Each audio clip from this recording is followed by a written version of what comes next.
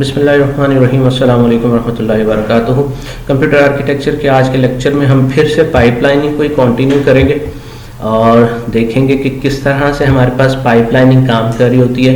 Pipelining में क्या मज़ीद हमारे पास चीज़ें आती हैं जो हमारे पास फर्दर हमें हेल्प आउट कर रहे होते हैं। सो this is again detail single cycle data path कि किस तरह से हमारे पास रजिस्टर काम कर रहे होते हैं। पीसी होता है, पीसी से किस तरह से इंस्ट्रक्शन मेमोरी में जाती हैं, इंस्ट्रक्शन मेमोरी से देन मग्स के अंदर मींस एएलयू के पास। ये अगर हम देखें पीसी था, पीसी से हमारे पास इंस्ट्रक्शन मेमोरी के पास आ गई एंड देन यहाँ से फॉरवर्ड हो रहा है मग्स के पास।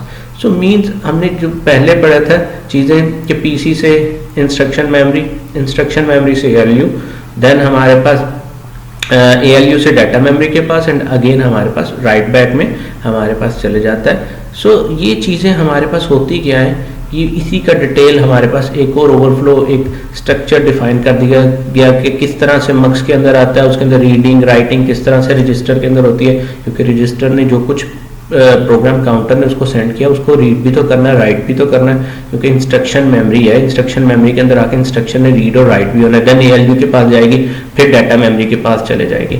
सो ये वही काम बताया जा रहा है कि कौन कौन से काम, जो काम हमारे पास इंस्ट्रक्शन मेमोरी में होते हैं वही सेम काम हमारे पास डाटा मेमोरी में भी हो रहे होते हैं।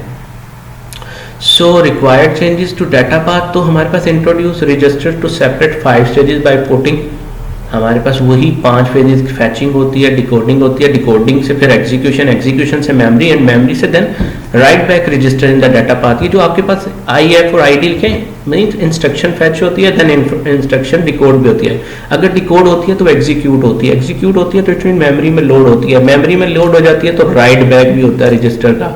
सो next PC value is computed in third step but we need to bring in next instead in the next cycle move PC SR mugs to first stage, the PC is incremented until there is new branch added। हमने पीछे भी देखा mugs instruction memory से then mugs के पास जा रहा है, यही बात की जा रही कि हमारे पास नेक्स्ट इंस्ट्रक्शन फर्स्ट साइकिल में होता क्या, PCS RC जो होता है mugs से फर्स्ट स्टेज के अंदर होता है। क्यों? क्योंकि हमारे पास मल्टीप्लेक्सर लगाए जाते हैं कि हमारे पास multiple instruction at the same time आ सकते हैं। मल्टीपल इंस्ट्रक्शन आ सकती हैं तो मीन ब्रांच एड्रेस उसके क्रिएट करने हैं। सो हमें करना क्या पड़ता है, मल्टीप्लेक्सर्स को यूज करना पड़ता है कि मल्टीपल इंस्ट्रक्शन अगर आ भी जाए तो मिक्सिंग ना हो जाए। सो ब्रांचिंग जो भी हो हमारे पास पैरेलल जो है उनकी ब्रांचेज होती जाए। सो चेंजेस टू डाटा पाथ, हमारे पास फिर again we need write register address at stage 5 but the instruction read is now occupied by another instruction, so we must carry IR destination field as we move along the stages C connection। so हमारे पास again वही तमाम बातें कि जो चीज़ हमारे पास आ रही है read के अंदर आ रही है जो भी है वो करेगी क्या, वो उसने अपने सारे प्रोसीजर से गुजरना है। रीडिंग के लिए भी उसको 5 स्टेजेस चाहिए, राइटिंग के लिए भी 5 स्टेजेस चाहिए। सो उसने अपने प्रोसेस को कंप्लीट करना ही करना है। सो ये एक हमारे पास हिरारकी होती है। इंस्ट्रक्शन मेमोरी में जैसे ही आ गई तो उसने अपने 5 स्टेजेस को लेते हुए पाइपलाइन रजिस्टर्स को चलाना ही चलाना है। उसके अंदर ये नहीं होगा कि किसी एक स्टेज को मिस कर दे। लेट्स सपोज अगर डिकोड को या एग्जीक्यूट को मिस करता है तो आपके पास कभी भी राइट बैक की तरफ हम नहीं जा सकते। सो हमारे पास इंस्ट्रक्शन जो है वो फुलफिल नहीं होगी, कंप्लीट नहीं होगी। सो पाइपलाइन कंट्रोल को अगर देखें तो start with single cycle controller pipeline control है। सो पाइपलाइन कंट्रोल के अंदर हमारे पास मीन एक कंट्रोल स्ट्रक्चर है जिसके अंदर फैचिंग भी होगी, सब कुछ होगा कंट्रोलिंग में। सो वो क्या होगा, start with single cycle controller. इसके अंदर लूप का कॉन्सेप्ट नहीं होगा, सिंगल साइकिल से हम स्टार्ट होंगे। Then group control lines by pipeline stage needed. So हमारे पास देन क्या होगा, ग्रुप जो है ना कंट्रोल लाइंस चलनी शुरू हो जाएंगी। अब देखो यहाँ से हमारे पास कंट्रोल से ग्रुप ऑफ लाइंस जाना शुरू हो गई हैं। So then extend pipeline register with control bits. तो यहाँ से जब हमारे पास ग्रुप कंट्रोल लाइंस आ गई तो हमारे पास पाइपलाइन एक्सटेंडेड हो गई हैं, एक्सटेंडेड पाइपलाइन रजिस्टर चलना शुरू हो गए हैं विद कंट्रोल बिट्स। अगर हम फिर वो देखें move to work correctly handle pipeline hazard means control के अंदर हमारे पास ये अगर ऊपर देखें तो कंट्रोल बिट्स जाना शुरू हो गए हैं। Control bits mean multiple instruction at the same time आपके पास चलना शुरू हो गए हैं। अगर ये कैप करें, if we can keep all pipeline stages busy can retire complete up to 1 instruction per proc per cycle thereby achieving single cycle throughput. अगर हम सबको बिजी करके एक इंस्ट्रक्शन चलाना शुरू कर दें तो क्या होगा कि हमारे पास थ्रूपुट सिर्फ सिंगल साइकिल की चलेगी। मल्टीपल इंस्ट्रक्शन या पाइपलाइनिंग का कॉन्सेप्ट फिर खत्म हो जाएगा, क्योंकि हमने सिर्फ एक पाइपलाइन को चलाया, बाकी को बिजी कर दिया, या एक ही पाइपलाइन को सिर्फ बिजी रखा, बाकियों को कंट्रोल कर दिया। सो उसका नुकसान या उसका हैजर्ड्स क्या आएंगे कि हमारे पास एक साइकिल की थ्रूपुट आएगी। So the pipeline paradox for MIPS, any instruction still take 5 cycle to execute even though can retire 1 instruction per cycle। So हमारे पास ये 5 साइकिल के ऊपर ही एग्जीक्यूशन देगा जब भी चलेगा। तो सो प्रॉब्लम फॉर पाइपलाइनिंग क्या है, हैजर्ड्स क्या आते हैं, prevent next instruction from executing during its designated clock cycle limited speed up.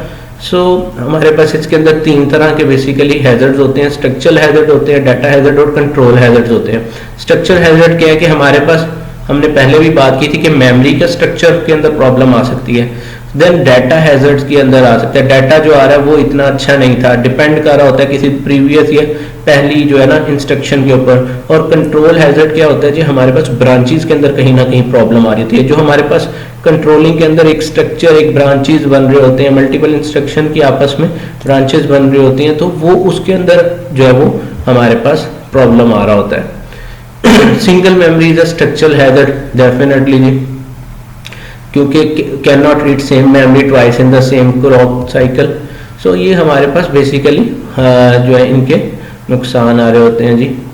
So limited performance की बात आ गई, सोल्यूशन क्या है, मोर हार्डवेयर ऐड कर दिया जाए हमारे पास, dual port versus single port, dual port memory और single port memory. Dual port memory और हम उसको देखें तो single ported memory but it's pipeline implementation has 1.05 time faster clock rate. एक अगर हमारे पास सिंगल पोर्टेड मेमोरी है तो उसका क्या है, पाइपलाइन इंप्लीमेंटेशन जो है वो फास्टर होगी as compare to dual memory के। सो उसकी कैलकुलेशन की गई है, you can go through it. Data hazard on registers किस तरह से हमारे पास चल रहे होते हैं, सब्ट्रैक्शन या कंप्यूटर ऑर्गेनाइजेशन असेंबली लैंग्वेज के अंदर आपने इस चीज़ को कवर किया होगा। सो हमारे पास data hazard with even forwarding वगैरह है, इसको एज सच कवर करने की ज़रूरत नहीं, इसको इग्नोर कर दीजिएगा। So this is our today's lecture and if you have any query you can feel free to contact me. Thank you so much. अस्सलाम वालेकुम वरहमतुल्लाहि वबरकातुहू।